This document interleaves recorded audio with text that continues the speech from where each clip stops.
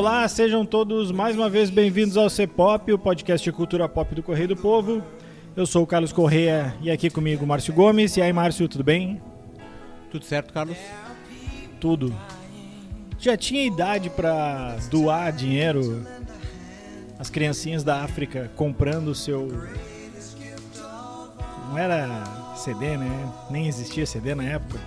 O seu compacto de We Are The World. Não, minha mesada não dava isso, não tinha, a inflação da época não deixava. No máximo ganhava aqueles mini disquinhos que vinham com a Pepsi, do Michael Jackson, do Bruce Springsteen, do Prince ou da Madonna, não me lembro. E do Evandro Mesquita com a Tina Turner, né?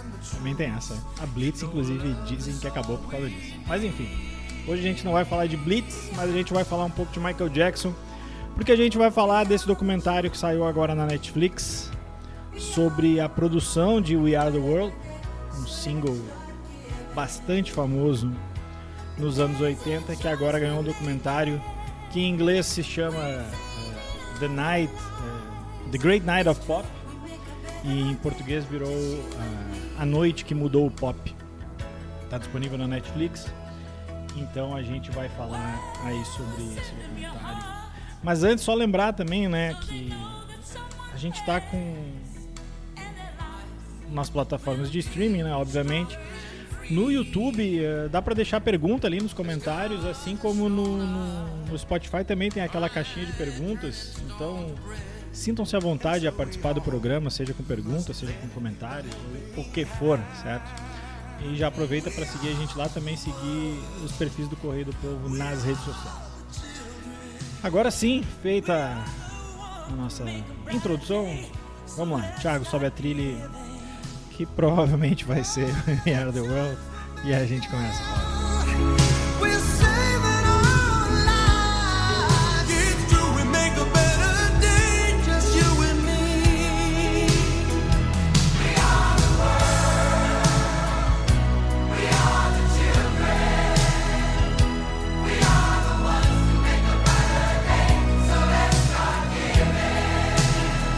Buenas, vamos lá. Como eu disse, A Noite que Mudou o Pop é um documentário da Netflix, estreou agora há poucos dias, a gente está gravando agora dia 6 de fevereiro. É um documentário relativamente curto, né? Não tem nem 1h30, facilzinho de ver, que fala aí sobre a produção de We Are The World. Como eu disse, é um single para ajudar, foi feito em 85, né? Ele foi gravado em janeiro de 85 e lançado em março.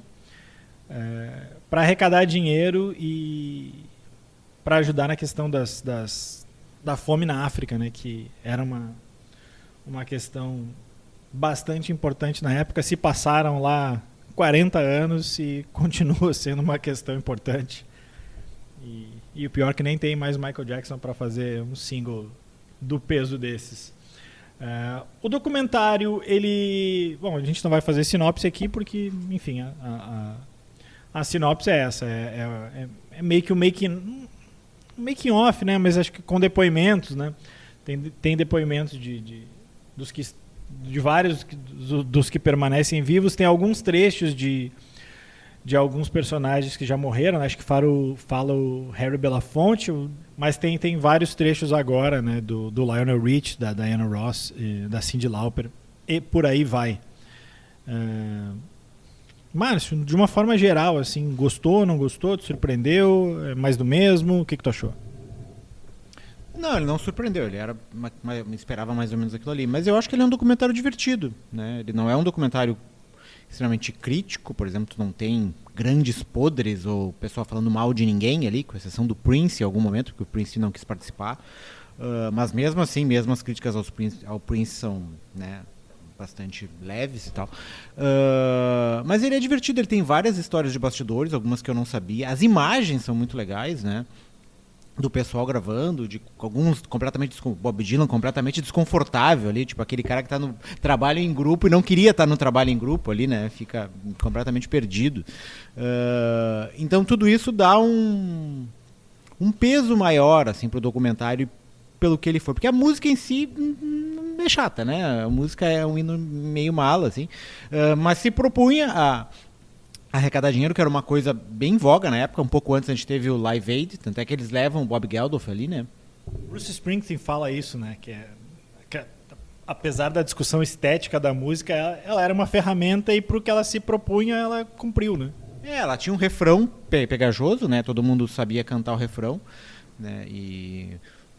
Enfim, eu acho que o documentário mostra esse lado da gravação, os bastidores, o quanto foi arrecadado, como é que foi levantado, como é que foi entregue, todas essas questões assim que a gente fica meio perdido depois que surgem essas grandes campanhas, ele não mostra. Só no final ele diz o quanto foi arrecadado, o quanto vendeu e tal. Mas e que impactaria até hoje lá na região da Etiópia ali. Mas não entra em muitos detalhes, é mais os detalhes da gravação, de como eles fizeram para cantar as suas partes ali, né? E para quem gosta de música, ver aquele monte de gente na época extremamente importante, alguns eram mega stars, né? O Michael Jackson era um mega star, o Bruce Springsteen era um mega star, Cyndi Lauper era uma star em ascensão, né? E vários outros ali. Algumas lendas que até estavam em baixa na época, o Bob Dylan era um que estava em baixa e outros menos cotados ali, mas mesmo assim eu acho que ele é bem divertido, ele vale pelo tempo, o tempo passa rápido, assim, tu dá várias risadas de várias das histórias ali. Pois eu achei interessante também sobre esse aspecto, assim, eu acho que ele não é um documentário não é um documentário com grandes revelações, mas acho que ele também não se propõe a isso, assim, não é uma propaganda enganosa, assim. E eu acho interessante que ele... Não é que ele me surpreendeu positivamente, assim, eu concordo com o Márcio, assim, ele tem mais ou menos o que a gente espera dele, mas na comparação com outros documentários recentes da Netflix, de cinebiografias ou algo do tipo, assim, ele me parece um pouco menos chapa branca, assim. Até porque não tem muito onde ir Mas eles mostram, por exemplo, a história do Prince ali, que o Prince não quis, né? Ele fala ali que existia uma disputa de ego. Tem um cantor country que lá pelas tantas o Stevie Wonder começa a viajar e querer cantar em Swahili. E aí, eu não vou me lembrar do cantor country americano aqui. Mas o cara lá pelas tantas diz, não, eu não vou cantar em Swahili, eu não faço a mínima ideia do que é isso, e quer saber, um abraço. E o cara pega e sai da sala e vai embora, assim, cara. E é também curioso porque o cara sai da sala e meio que ninguém dá muita bola, porque, cara, tá a nata da nata ali, cara. E assim, tinha muita gente de sucesso, o Márcio já disse aí, tinha o Michael Jackson, tinha o Lionel Richie, que na época era muito grande também, a Cyndi Lauper estava estourada, enfim, toda essa turma. Mas tinha uma turma que não era tanto das paradas, mas era uma turma de respeito. Assim. O Márcio já falou do Bob Dylan e do Bruce Springsteen, mas tinha assim, cara, Stevie Wonder, Ray Charles, Paul Simon, cara, um cara grande também para ali, né? Então assim, isso é legal, eles mostram como eles... se respeitavam e como isso acabou valorizando a gravação, porque também ninguém queria passar vergonha ali na frente dos outros. E ao mesmo tempo é interessante porque isso tudo é conduzido pelo Quincy Jones, né? O cara que, entre outras trocentas coisas, produziu o Thriller, né, do Michael Jackson. E é o pai da Norah Jones, né? Alguém tinha que botar ordem naquilo ali, né? E tem uma hora que ele está organizando a produção em si, é na hora que eles estão gravando o refrão, né? Primeiro a questão da dinâmica e da produção mesmo, não musical, mas de como tu conseguia aliar todo mundo, fazer gravar naquele dia. Eles se aproveitaram que era a noite do American Music Awards, né? E todo mundo estava em Los Angeles, pelo menos várias pessoas dali estavam em Los Angeles, e eles saíram dali direto para gravar. Então isso já começa na madrugada, né? A galera já está meio cansada, alguns já estão meio aditivados, né? Eles falam que o Al Jarreau, né? O Al Jarreau já tinha bebido um pouquinho a mais, mas chega uma hora que o Quincy Jones diz assim, não, agora eu quero só os agudos. eles têm que alcançar uma oitava lá que o Michael Jackson tá cantando. E o Michael Jackson, o vocal do Michael Jackson é o vocal do Michael Jackson, né? E aí, tipo, eles fazem uma primeira tentativa e tem gente que não vai alcançar aquela nota, né? E aí eles chegam e dizem assim, não, se tu acha que não vai alcançar, nem tenta. Sabe, não vai fazer falta aqui. E aí acho que é uma das primeiras cenas que mostra o Bob Dylan meio... Tipo assim, o que eu faço aqui? Eu não tenho essa voz, eu não tenho esse alcance. O mérito do Bob Dylan sempre foi outro, nunca foi dar um agudo, né? Então mostra esse aspecto de bastidor que é interessante, assim, que mostra como alguns ali estavam incomodados de uma certa forma.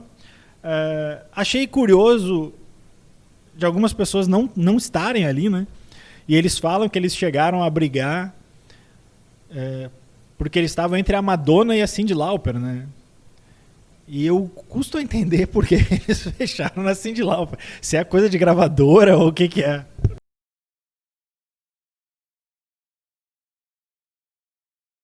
Uma vez me perguntaram, na época que o Ronaldinho e o Tinga estavam surgindo no Grêmio, quem era o melhor? E eu, o Tinga. Certamente o Tinga, o Ronaldinho se esconde do jogo, o Tinga é muito mais participativo, né?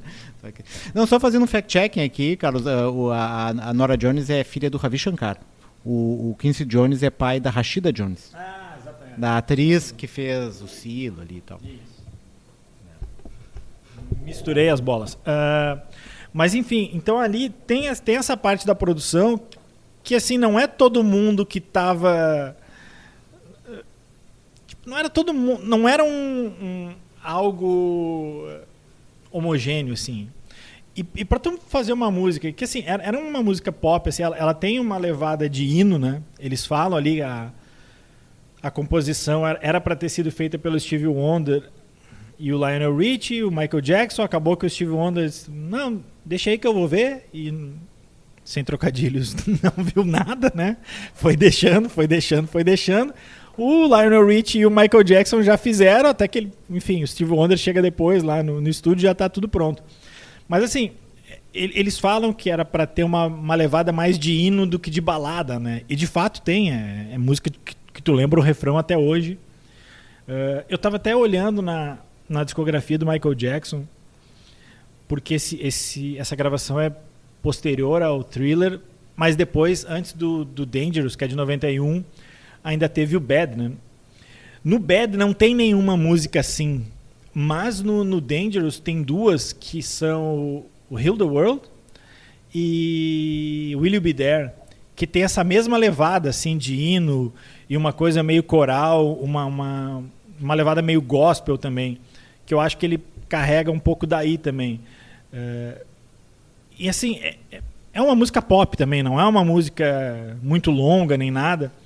Então assim, tu tem que acomodar todo mundo e são vozes muito diferentes, mas assim, muito diferentes.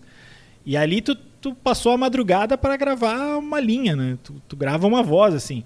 Então óbvio que tem uma disputa de ego. Acho interessante, de novo, falando na questão de não ser chapa branca, que eles falam, até para mim não fica claro se ela era... tinha uma música, Sheila E., né, que eles chamam ali, não fica claro se ela era namorada do Prince, né? Eles dizem que o Prince estava apaixonado por ela. E ela também estava em evidência na época. E fica bastante claro que eles usaram ela para chamar o Prince, né?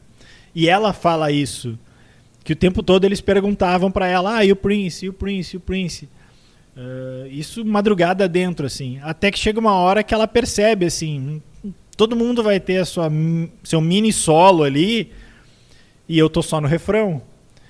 E, no entanto, eles não param de me perguntar sobre o Prince. Ela sacou que ela estava sendo usada e que o papel dela era ser isca do Prince, o que acabou não rolando.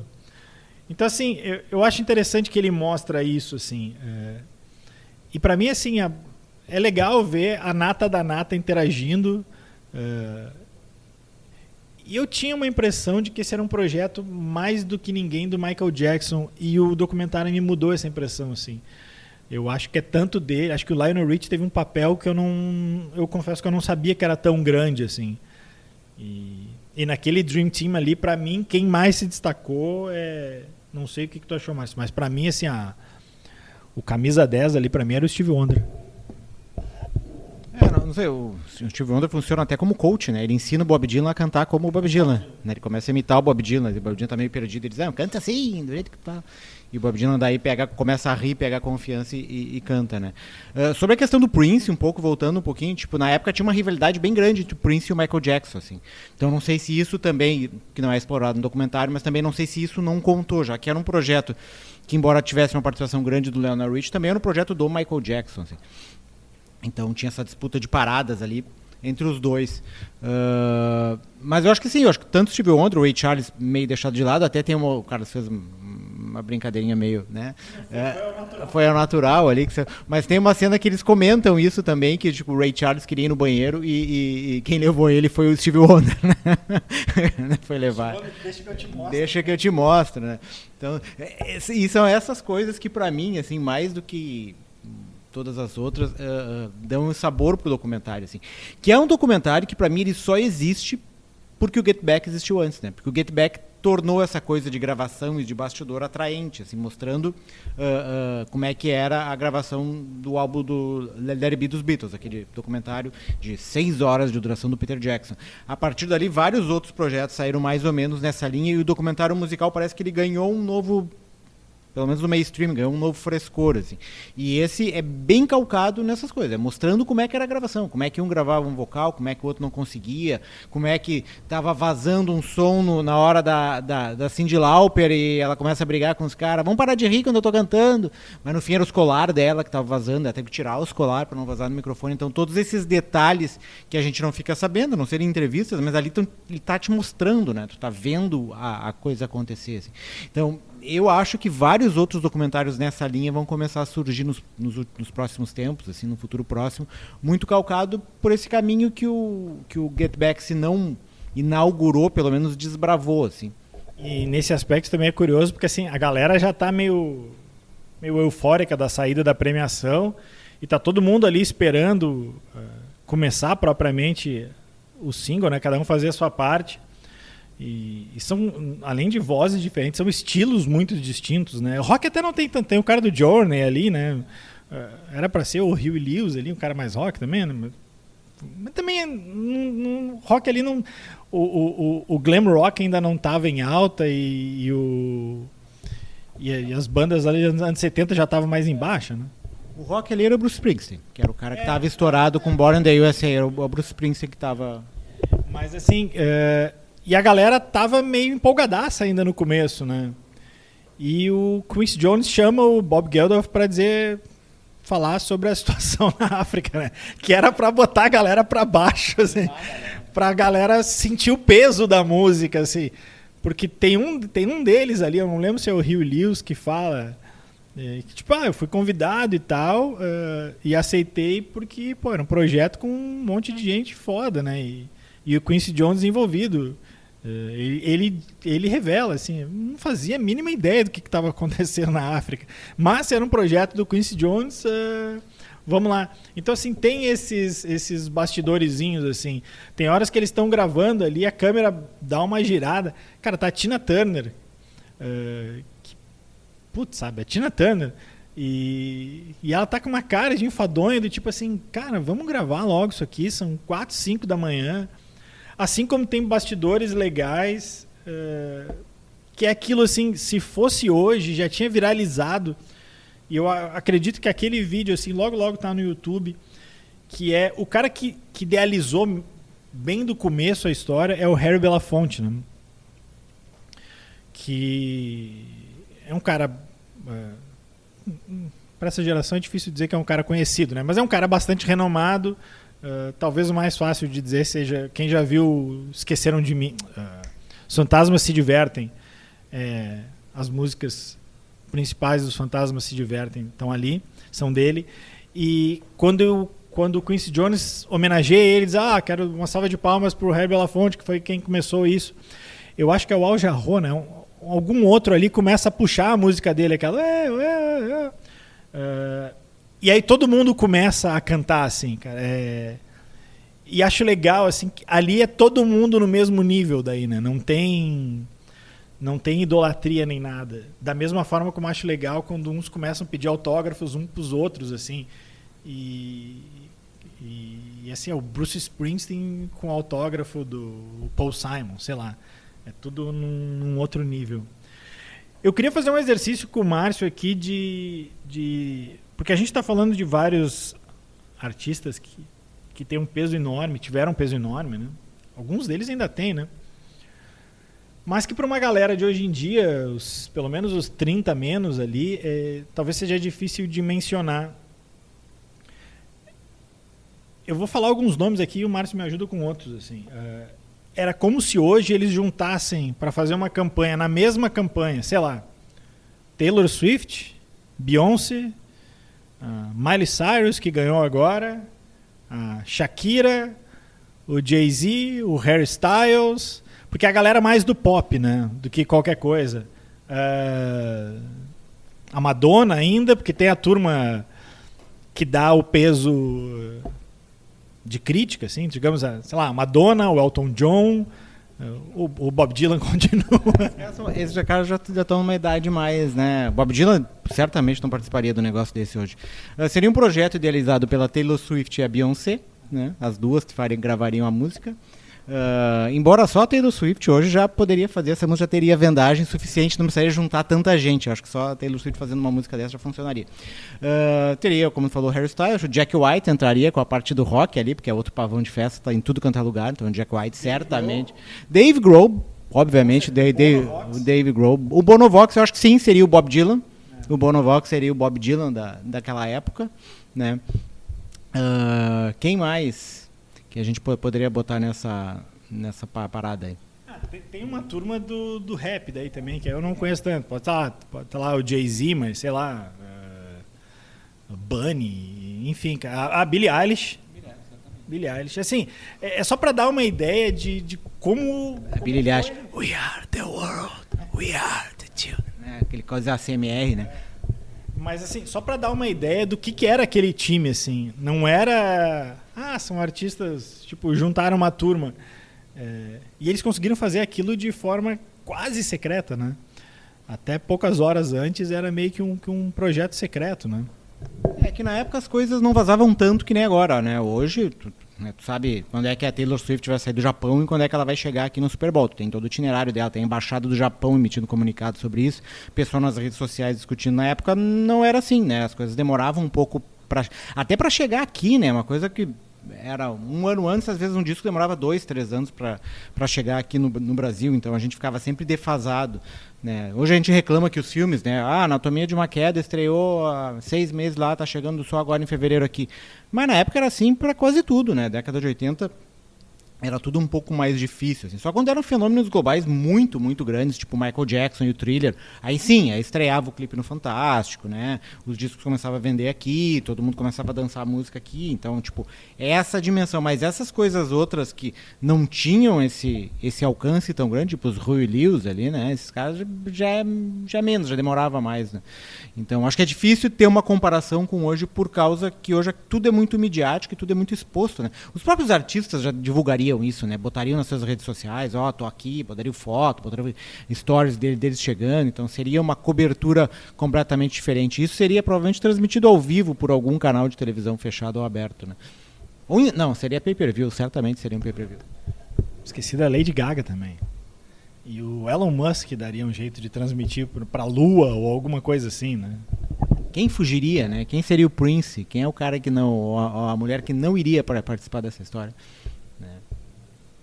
Pode ser Lady Gaga também. Pode ser Lady Gaga também. Ou alguma dessas estrelas maiores aí também. O Axl Rose certamente não iria. Ou chegaria, a gravação ia até às 6, o Axl Rose ia chegar às 11 da manhã lá. Acho que eles não. Os Gallagher, acho que eles não iam convidar para essa parada aí, né? O pessoal das antigas do pop. Das antigas é foda, né? Das antigas eu vou falar nos 90. Tinha que ter umas Spice Girls ali também, né? Pra dar. Mas acho que pra dar o peso do passado ali. Não sei, acho que.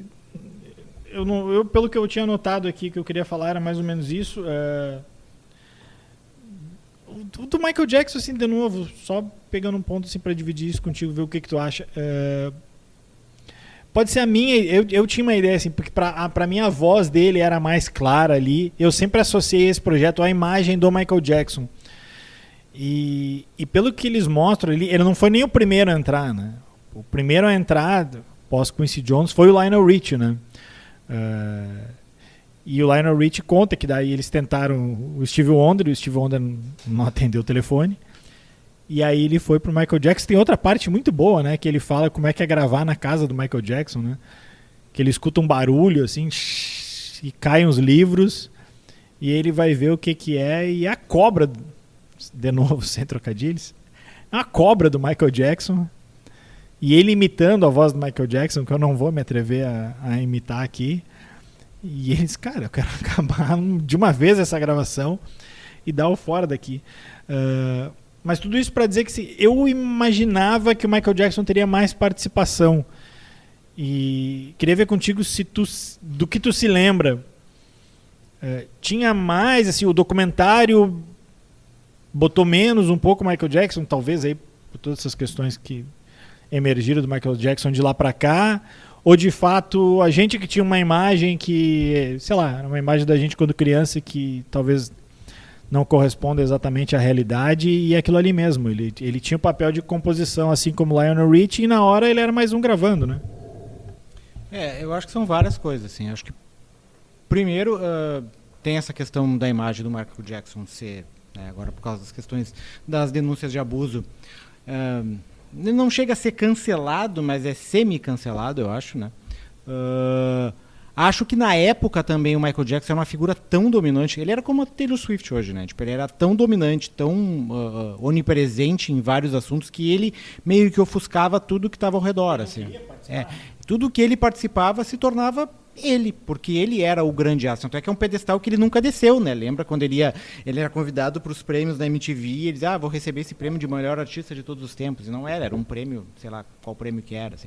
Então, esse eco dele nunca desinflou, assim, sempre continuou alto, assim, essa percepção. Então, tinha isso. De qualquer forma, ele era um compositor, né? E tem o fato de que ele morreu, né? Então, tipo, ele não pode dar a participação, tipo, acaba o Lionel Richie meio que contando e comandando a construção, porque ele é o cara que sobrou dali dos principais que estavam ali, ele, Quincy Jones, Michael Jackson. Ele foi o cara que sobrou, Harry Belafonte também, ele foi o cara que sobrou e que conduziu a história. Até tá, mas o Steve Wonder não aparece tanto, né? Ele é um cara que, né, geralmente não dá tantas entrevistas assim. E o Lionel Richie, embora, né, com a cara já toda mais plastificada assim do que era nos anos 80, é um cara que ainda está presente e gosta de falar e se pronunciar. Então eu acho que tem um pouco isso, assim. O mais de tudo é porque na nossa infância o peso do Michael Jackson e da memória do Michael Jackson, de tudo que ele representou naqueles anos, meados dos anos 80, ali de 84 até 86 e 87, sei lá, foi muito grande, assim. E daí por isso que sempre nos dá a impressão. Mas eu acho que ele teve uma participação, até porque a música é dele, né? Junto com o Lionel Richie. Lembrei de mais gente que estaria nesse projeto. Coldplay com certeza estaria nesse projeto. Justin Timberlake estaria nesse projeto. E como é que é não é o Drake, se bem que o Drake também. Rihanna ficaria de fora desse projeto. Pode ser. Eu acho que o Justin Timberlake eu não sei. Ele agora tá voltando depois que ele andou um tempo sumido, né? Agora que a Britney pediu desculpa pra ele, uma coisa assim, daí ele meio que emergiu ali, tá tentando um comeback, acho que vai gravar um disco esse ano, assim, mas é um cara que tava meio, né, o lugar dele foi ocupado pelo Harry Styles, assim, então ele meio que perdeu essa coisa. Eu acho que a Rihanna, né, talvez... A Lady Gaga pra mim são as que concorrem no papel de Prince da vez. Pode ser, acho que sim. Mas eu acho que da envergadura do Prince, assim, eu acho que hoje nenhum teria essa coisa de casmurro, pelo menos o que eu me lembro, assim. Talvez você esteja me fugindo alguma pessoa, assim, mas eu acho que não, todos eles são bem, né. Até porque hoje, né, é uma coisa que eu estava conversando com o pessoal na redação hoje, na questão da Taylor Swift, tem que estar sempre em evidência. Sempre, o tempo todo em evidência. Tem que estar sempre te mostrando e lançando disco e divulgando e namorando o cara do Super Bowl, né, a tua imagem tem que estar sempre colocada. A mesma coisa a Lady Gaga, assim. Ou ela está lançando disco, ou está gravando clipe, ou está fazendo um filme, ou está sendo... Então, a máquina não para. É diferente daquela época que tu ia lá, lançava um disco, fazia uma turnê, tirava... Isso os maiores artistas, óbvio. Tirava uns dias de férias, depois voltava, lançava o disco. Michael Jackson, no primeiro disco, All Bad, foi do Thriller ao Bad, foram 3, 4, 5 anos. Assim. Do Bad pro Dangerous também foram quase 6 anos. Né? Então era muito tempo. Hoje, um star dessa envergadura não ficaria tanto tempo fora dos holofotes. Teria que pelo menos lançar uma música no streaming, alguma coisa assim, para te manter em evidência e teu nome não ser esquecido, porque é tudo muito rápido e muito descartável, né? Um sobe, outro desce. Por isso que a Taylor Swift não para. Eu lembrei de outro aqui que poderia ser um maluco da vez, mas acho que eles nem convidariam, porque apesar de ser bom, é muito maluco, que é o Kanye West, né? Mas esse aí eles nem convidariam, né? Mike Patton seria divertido num evento desse. Imagina o Mike Patton ali, seria legal. Tá, o Armandinho. Tá. Bom, acho que esgotamos o tema então, né? E não vamos cantar We Are The World, deixamos aí para a trilha. E quantos dinheirinhos, quantas doações de 0 a 5 você dá para esse documentário, Márcio? Eu dou 3 dinheirinhos. Até a parte que tu falou do Swahili, agora que eu me lembrei, né? Quando os caras estão cantando em Swahili, que o cara do country vai embora, né? A um determinado momento eu disse, por que a gente está cantando em Swahili? Ninguém da Etiópia fala Swahili. Daí eles param de cantar em Swahili. Mas acho que o Bob Geldof que fala isso pro Stevie Wonder, né? Tu não tem que cantar para os caras que são os atingidos, tem que cantar para quem vai dar o dinheiro, né? Eu dei 13,5, assim, acho que... Mas concordo um pouco com o Márcio, mas acho que é isso aí. É um documentário curtinho, que é indolor, assim, acho que vale a pena. Achei um pouquinho melhor que a média aí desses últimos da Netflix. Certo? Então vamos aí para as dicas da semana.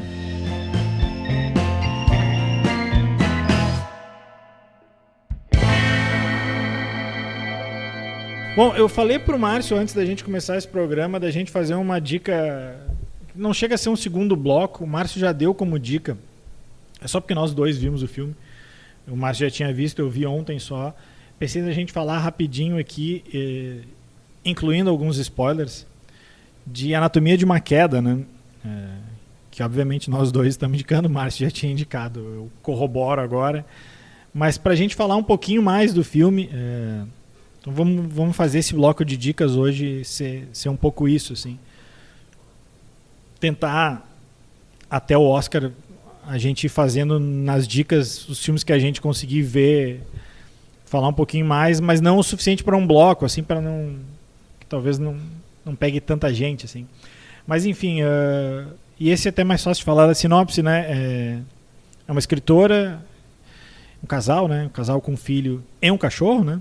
Não menos importante, eles moram na França, lá pelas tantas, a escritora está dando uma entrevista para uma jornalista, uma aluna lá, e acaba a entrevista porque o marido começa a tocar música alta, a jornalista vai embora, o filho sai para passear na neve com o cachorro, quando o menino volta, o pai está na frente da casa, ele caiu, ou foi jogado, ou se matou, ninguém sabe, e a mulher, a esposa, é indiciada e o filme é em cima disso, assim, é um filme de julgamento, mas não é só um filme de julgamento, né, Márcio? Não, ele combina a questão do julgamento com as relações pessoais ali, né, o núcleo familiar entre a mulher escritora e o pai escritor, né, que tem uma relação... À medida que o filme avança, tu vai vendo que é uma relação conturbada. Se é conturbada o suficiente para gerar um assassinato ou não, essa é a discussão do julgamento, né? Mas, enfim, é um cara que, pelo que demonstra nas conversas, ele está extremamente, pelo menos nos depoimentos dela e nos áudios vazados, extremamente ressentido, porque ele é responsável por um acidente que acabou cegando o filho, e daí, por causa disso, ele meio que deixa de lado a carreira, se sentindo meio culpado, e acaba cuidando mais do filho, enquanto a carreira dela continua, e daí esse grande sucesso dela acaba refletindo inadequação dele ali no núcleo familiar, né? Que tipo, ele fica né, se sentindo diminuído em algum momento porque ela faz muito sucesso, ele que era escritor não faz, e depois a gente vem a descobrir que o grande sucesso dela vem de uma ideia gerada por ele. Então tem toda essa questão que acaba gerando as principais discussões do filme. Eu acho que a questão do julgamento, não digo que é um detalhe, porque o filme trata do julgamento também, tem uma boa parte do julgamento em cima disso, mas é muito mais de relações interpessoais e de como as pessoas lidam umas com as outras, e o quanto isso às vezes fica evidente nas conversas e que a gente talvez não seja exposto de forma tão brusca ou tão drástica, mas nas entrelinhas dos diálogos e das conversas começa a perceber elementos que vão demonstrando a insatisfação, né? E eu acho que o filme é mais disso, dessas relações interpessoais, tanto dela com o marido, dela com o filho, do filho com a relação dos dois, assim, e até do cachorro em alguns momentos ali. Isso em que o filme é mais rico, assim, nos diálogos e nessas cenas em que mostram essas relações entre eles, assim. E a Trier, a diretora, a Justine Trier, né, é bem característico, pelo menos dos filmes dela que eu assisti ali, o Batalha de Solferino, e o outro é de uma secretária também que tem no MUBI, que eu não me lembro o nome agora, depois eu vejo aqui quando o Carlos falar, Na Cama com Vitória, né? Que mostra bem isso, assim, especialmente do ponto de vista feminino, né? Mas o quanto os elementos ao redor acabam influindo nas decisões e nas formas como essas personagens vão tomando as suas decisões e vão navegando na história. Assim.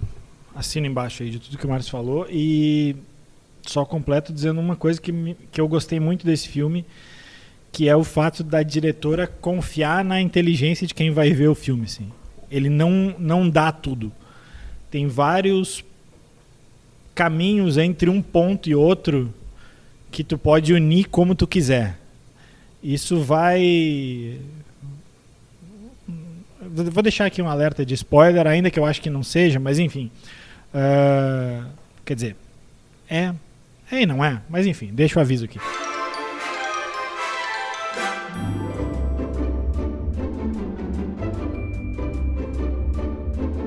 É um final aberto, peronomútil, né? Mas acho que é o que menos importa no filme. Se ela matou, se ela não matou. Eu fiquei com uma dúvida muito grande, porque tem um depoimento do menino. O menino é muito bom, né? Ele se chama Milo Machado Gra. E o cachorro se chama Messi, né? No filme é Snoopy, na verdade se chama Messi, e ele ganhou um prêmio em Cannes, assim como o filme que ganhou a Palma de Ouro, né? E ele está indicado a melhor filme esse ano no Oscar, a direção, ela está indicada a atriz, né, a Sandra Hüller, ela também está no Zona de Interesse, que é outro está indicado ao Oscar que está para estrear, e tudo isso, e o filme não está indicado a filme estrangeiro, né, filme internacional, porque a França não indicou ele, né, indicou outro, e aí o que era uma vitória certa para a França, não convocaram o Romário e dá nisso, né? Pois é, mas parece que tem um aspecto político da história, assim, porque tu ia falar, não sei se tu ia falar, te interrompi, assim, que no discurso de premiação de Cannes lá, ela dá um pau no Macron, e segundo ela, numa entrevista que eu li dela, isso pode... Né, ela não diz isso com todas as letras, né? Mas deixa nas entrelinhas que ela pode ter sido preterida por causa disso, que daí todo mundo criticou ela, certo? Que não era o momento dela falar aquilo, enfim. Especialmente o prefeito de Cannes lá, né? Disse que não era o momento, então talvez tenha tido uma repercussão, não é uma repercussão, como é que eu vou dizer, uma vingancinha, assim, ao não indicar ela e indicar o outro filme. Que dizem que o outro filme é bom também, eu não vi ainda, mas diz que é bom também. O Cidade de Deus eu não vou falar porque eu confesso que eu não lembro, mas eu lembro que Bacurau não foi indicado, né? E às vezes tem essas coisas, né? Que vai entender o comitê local. Mas assim, voltando, acho que... Tava falando do menino, né? E é por isso que eu falei do cachorro. Assim como eu acho interessante o final não explicar, não deixar claro se ela matou ou não, tem todo um depoimento do menino no final ali, que lá pelas tantas, eu pelo menos me peguei pensando assim, esse guri inventou isso aí ou não inventou, né? E pra mim parece claro que ele inventou, mas eu não tenho certeza, assim como o filme inteiro é o julgamento, E eu escutei um outro podcast, os caras falando que também poderia ser uma crítica em dado momento à questão do cancelamento, né? Porque daqui a pouco tá todo mundo julgando ela e não é bem isso, né? Mas também não é só isso, assim. Então, o filme vai e vem muito nessa área cinzenta, assim. E é isso que eu gosto. Para mim, o guri inventou. Vai ter gente que vai achar que não, sabe? Essa área de ser preenchida pelo espectador é que me pegou bastante. Sem dar o spoiler do resultado do julgamento, assim, já porque, como a gente disse, independente do resultado, algumas pessoas ficam com a sensação de que o resultado do julgamento foi justo, o resultado foi injusto, enfim. Carlos Correia, ela matou ou não matou? Eu não sei, cara. Sabe, eu gostei desse filme porque quando tu fica pensando no filme ainda no dia seguinte é porque que foi bom, assim. Tem 3 filmes desses mais recentes que eu vi e ficaram... É esse, o Vidas Passadas e o Pobres Criaturas. E um pouco no começo do ano ali também, na virada do ano, tanto o Monster, que é um filme que a gente acabou não falando, né? Foi ele bem na virada do ano, e o How to Have Sex. Mas eu tava pensando assim, hoje, vindo pra cá, pensando o que eu ia comentar desse filme, e já pensando nessa história dela matou ou não, e eu fico um pouco mais tranquilo de saber que eu não sei, e dizer assim, eu não preciso ter opinião, sabe? Tanto faz, sabe? Não é o que vai... não é o que vai fazer diferença. Apesar de que se alguém na casa que eu tô ficasse tocando em loop naquele volume uma música do 50 Cent, pra mim seria legítima defesa. Ainda mais interrompendo uma entrevista que, segundo o advogado da promotoria, estava gerando um clima ali, porque ela é bissexual, né? E isso também é outra coisa chave no... Agora eu te devolvo a pergunta, mas acho que essa pergunta é mais fácil. Tava rolando um clima ali, né? Eu acho que tava rolando um clima. Mas se ia chegar a vez de fato ou não sei, né? Mas estava rolando, mas e essa questão da vida sexual dela também é colocada durante o julgamento, assim, ela não é que ela seja julgada por isso, mas ganha um peso, como geralmente quando o réu, muitas vezes até a vítima, é uma mulher, a questão da vida sexual toma um peso que não ganharia em outras dimensões, né? Tu acaba sendo culpada ou inocentada da maneira que tu te porta, assim. E esse filme toca exatamente nisso, assim, sem ouvir o lado de por que ela tinha essas relações, enfim. Outra sacada que depois eu tava pensando que eu acho que é genial da diretora é o fato de que o filme ele quase não tem flashback, né? Ele é o tempo todo no presente, mesmo quando eles estão falando do passado ali. A única vez que eles vão pro passado é na parte do julgamento em que eles encontram uma gravação que o cara fez de uma discussão dos dois.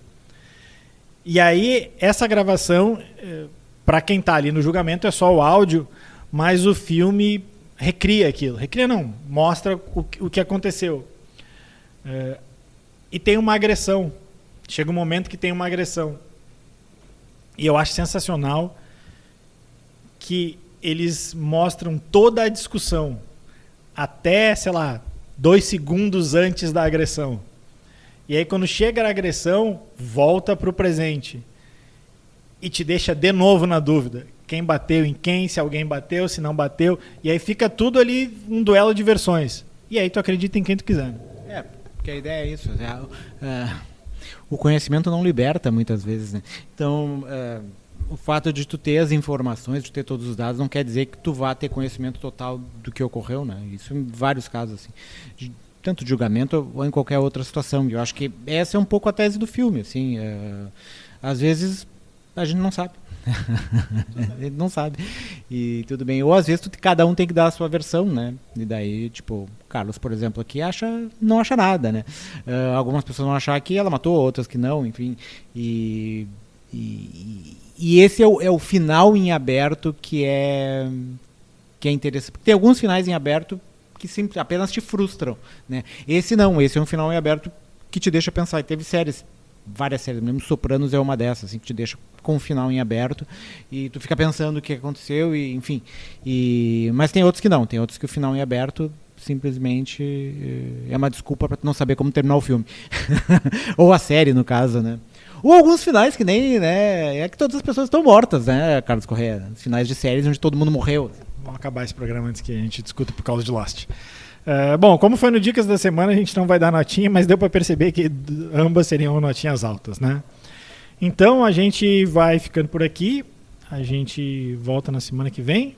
Acho que vai tudo dar certo. Eu vou tirar um siso amanhã, mas eu acho que até semana que vem já tá tudo ok.